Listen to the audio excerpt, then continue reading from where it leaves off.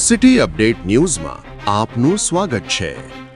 સુરતના ઉત્તરાણ વિસ્તારમાં આવેલ શાલિગ્રામ હાઇટ્સમાં પ્રસાદના બહાને પરિવારને ઝેર આપીને ખત્મ કરવાનો ચોંકાવનારો પ્રયાસ થયો છે। અજાણ્યા શખ્સોએ ઘરના દરવાજા પર ઝેરયુક્ત બુંદીના લાડુ ભરેલી થેલી લટકાવી હતી। પરિવારના મોભી ગોરધનભાઈ ડોંડાએ તેને પ્રસાદ સમજીને ઘરે લઈ ગયા હતા।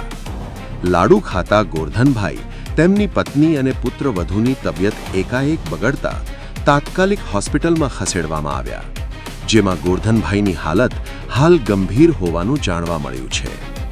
તપાસ દરમિયાન લાડુમાંથી અનાજમાં નાખવાની ઝેરની ગોળીઓ મળી આવી છે। ઉત્તરાણ પોલીસે સીસીટીવીના આધારે 5 શંકાસ્પદ લોકોની ઓળખ કરી તપાસ તેજ કરી છે। ધાર્મિક આસ્થાનો દુરુપયોગ કરીને થયેલી આ ઘટનાથી શહેરમાં ચકચાર મચી ગઈ છે।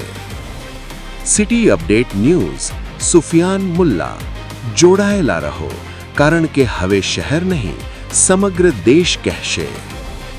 આ છે સિટી અપડેટ ન્યૂઝ।